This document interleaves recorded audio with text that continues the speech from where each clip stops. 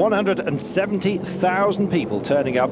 It's very hot and particularly humid, and the memory of Bob Wellick, alive and well.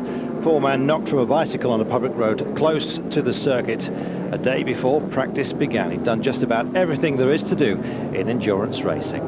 Well, time moves on, particularly for BMW. They launching their new machine here, V8 power, hoping to wind in some of the Porsches which have been dominating the GT series for such a long time. This is where we are, Sebring in Florida, the United States. The 49th running of America's oldest enduro. So once again, welcome.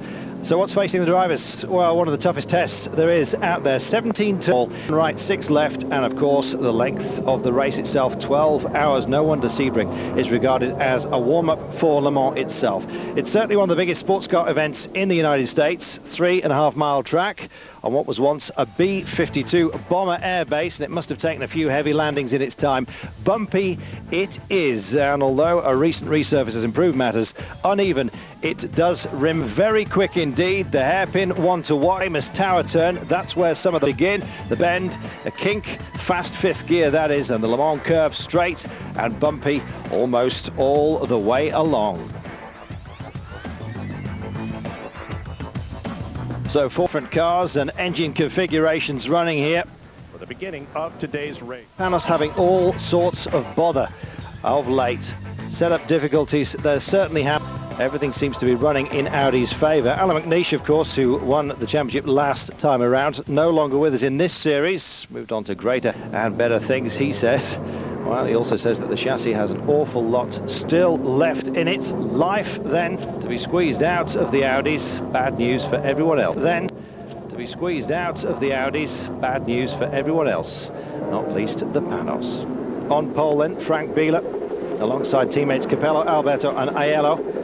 Now the 2 customer Audis. On row 3, the Lola Judd V10 power, along with the leading Panos, the LMP of David Brabham will be leading them out. It's a 38-strong field, and a great GT battle as well. In the offing, heading for the green flag then, and that armada of Audis leading them off. One of the most famous sights in endurance racing. The Sebring 12 Hours is underway, and already movement as number 37 John Fields gets the jump on the Golf car of the Audis, down already number 18 into 4th place, fast and bumpy, and you can see how narrow it just suddenly gets. We're at 2 lanes now. Elsewhere though, amongst the fields, and there he is, the GTS Celine S7R took the GTS pole. Superb starts for the Conrad Salim team, and the Corvette number 3 there of Ron Fellows. Well, they must be wondering as a team what hit them. The Corvettes, of course, competing in not only the GTS but also the GT class. The Salim straight out of the box and looking very good indeed. Certainly got the pace. The question is, will it have the reliability over the whole of the 12 hours? We shall see. On board with number 10, the BMW of Bill O'Byrne. It's an inline 6, and he'll be envious of the M3 GTR V8, which has also been unveiled here. Yes, BMW, of course, after Porsche's mantle. And one man already in trouble. Number 52, it's Tony Burgess. Upset at the hairpin. Become S-Benz of late. Throughout his career, it has to be said, Formula 1 Sauber racer, you may remember. They've got alternator problems, and a quick switch at BMW as well. 10th overall, leading the GT class, and they'll be losing the class lead to the number 23 Porsche, which is just coming round now. BMW going very well indeed, the car performing beautifully right out of the box. Third on the grid in the GT class, Leto and Muller getting the dream start. Well, unusually in the GT class, the road car normally comes first before any engine changes, but BMW somehow have managed to get round that and introduce their V8 machine. New engine specifically developed by BMW. They say they're intending to introduce a tasty road car in the future, one to look out for most definitely.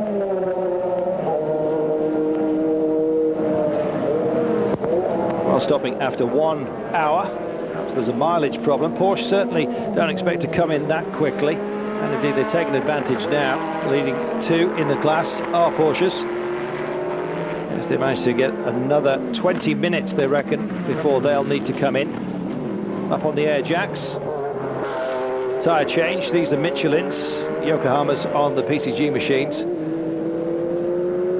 Jörg Müller knowing all about Michelin's, he tested for the tyre company at Williams last year, and his aggressive style, not averse to nudging his way through the field, it has to be said. And it looks like they've stalled it. They're off.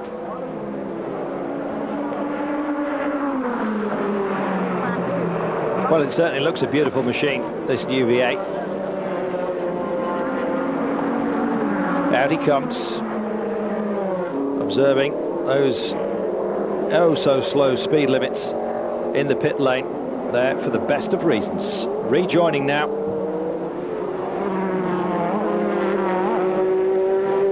And the GT Porsches, class leaders, and ahead, number 23, Sascha Maassen, is the class leader now.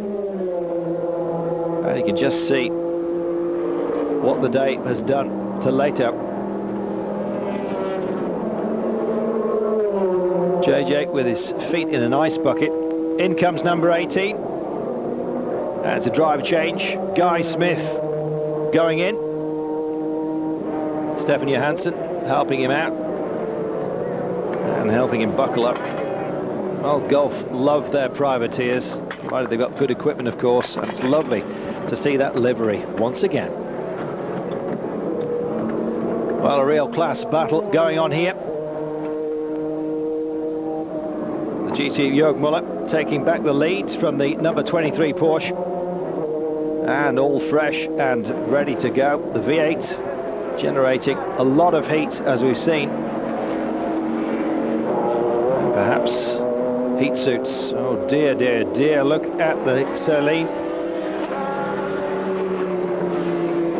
Dry. Number 4, Kelly Collins. That's new leader. 7th overall, leading the GTSs. Well, Bill Orban, the number 10, BMW. One of the PCG cars. And it looks like he's thrown a hose. Boiling up. And that, as we know, can lead to severe engine failure. Best of luck to him. Michele Alboreto now in the lead car, the number 1, and more damage elsewhere. The number 52 GT Porsche, heavy rear ender, and he's got a puncture. In fact, he's got no tyre at all. Coming home on the rims, Philip Collin, Sequel Motorsports. 2 front tyres, 1 missing at the back, 2 missing at the back. Both the rears gone.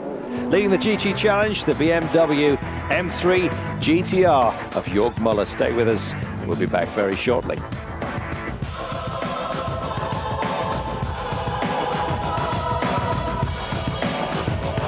Well, a real battle developing between the Audi teammates in the lead cars. Tom Christensen in the number 2, pushing Michele Alboreto in the number 1, who leads. It's 90 laps old. Alboreto double stinting, maybe tiring just a little. Well, Christensen giving absolutely no quarter, jinking one way and then another. And we did notice that Alboreto was missing a wing mirror. Maybe it's both sides. We think it's just the one, and so he just can't see the attention being given to him by his teammates, who goes through. Christensen taking it, the lead that is, the double Le Mans winner. Now heading them up, the number 2 car. The margin between these two vehicles had been narrowing gradually. Alboreto caught momentarily behind the BMW. Christensen going into the dirty stuff and taking him. Beautifully done. Audi's still looking comfortable. Current GT leader, the number 23 Porsche. And on the lead lap, indeed, as well. Still fending off the attentions of BMW. Not cosy at all at the top. Not to be. Meanwhile at BMW, cylinder head difficulties. Dirk Muller and Frederik Ekblom, their day is over. Neither of those at the wheel. It's a mechanic taking them away and behind the pit wall. Well, their development program really only started in September. Team director Charlie Lamb knows that it was a tight schedule, and it looks to have beaten them here.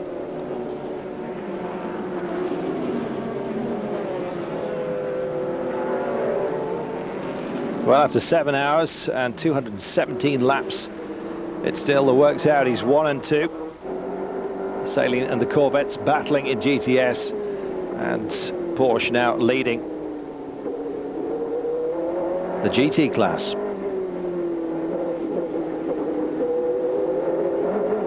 Speed limit, guess what? After the repairs, he's going to have to suffer another stop-go penalty. So in 3 times then, brakes and discs, mirrors, and a wheel tighten. We heard the air jack, and then his stop-go. Nobody likes to see races decided this way, and if indeed Alboreto now loses the race to the number 2 car as a result, safety paramount these days, but it will be something of a shame. Well, they've replaced both mirrors just in case.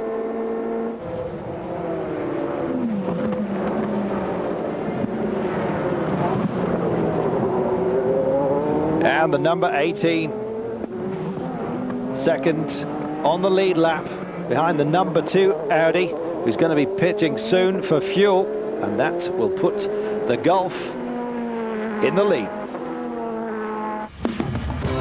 Stay with us, we'll be back after this short break.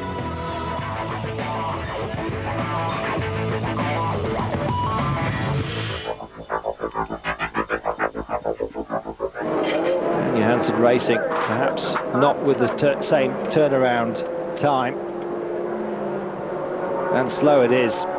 Just shows the difference between the full works team crew and the problems faced by lesser outfits trying to knit together those pads. Jaws of the 6-pot caliper.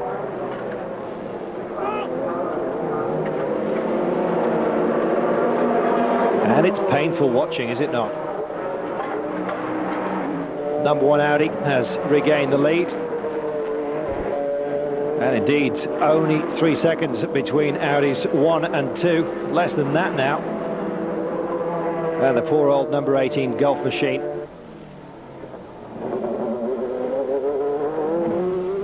And you can see just the difficulties as the sun sets. Flaring becoming a problem. And a brief stall, but he's out. Aiello stalling. Makes you wonder about the software, whether there is a problem with that. Changed the control unit earlier. Number 42, BMW, the M3 GTR. Jörg Muller staying in for a second stint. And Stuck in the other car, still out on his 3rd run. And the new M3 GTR must be a real worry to Porsche. Came away from Florida with victory and perhaps a few thoughts about another GT title at the season's end. Hans Stuck and Boris Said, PTG M3, the nearest to them then. And the new car looks very good indeed. Into the pits, leading, now out again in 3rd place. The number 2 Audi coming in. And we're into the final hour. Fuel only, and he too stalls. Well, Capello is out there. Who is going to come out in front? It's nose to tail stuff.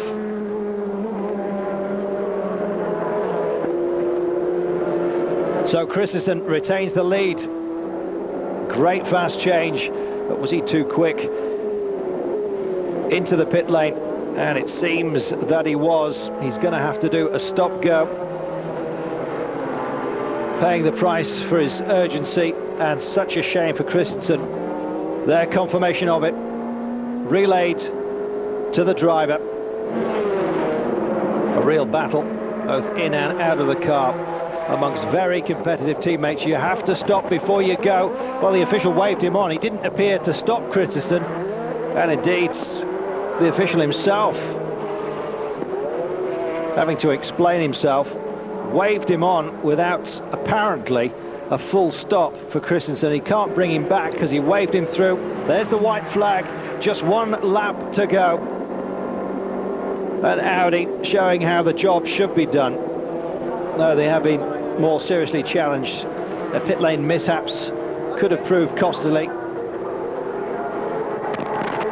And a more careful procedure they'll have to adopt next time around. Panos will be back. Panos losing the plot after the joy of Texas. Their own predictions of reliability problems, which seemed so unfounded at the season opener, came true here in Sebring. A challenge for the distance, just too much it seems for the LMP07. Their time surely though will come. Nearest to the dominant Audis, the Lola Judd B2K10 of John Field. Now the sensation of the day though, coming out of the box, the Saleen, Oliver, Gavin, Terry Borschler, the team boss France Conrad, grinning wider than anyone as well they might, beating off the Corvettes. Ron Fellows will be planning revenge. And what about BMW? So nearly they stole Porsche's thunder. Third again behind the leading 911s, but JJ Leto and Jörg Müller, no, they have a fantastic title challenge in the M3 GTR.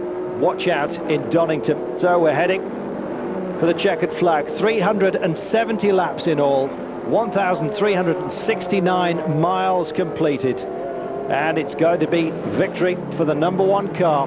Ronaldo Capello coming round to the applause. The 170,000, most of them have stayed on throughout. It's a credit to Sebring and the fans of endurance racing. No full course cautions throughout the whole of the race, thank goodness. First time since 1994, and Capello is slowing down considerably, and he wants to be careful because Christensen is gunning for him. Well, it first started this race in 1950 on New Year's Eve.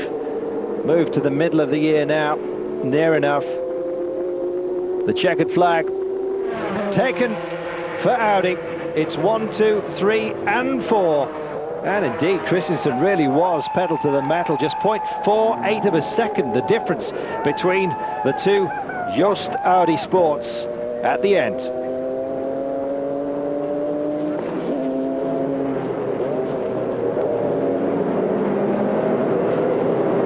Ronaldo Capello, very important indeed.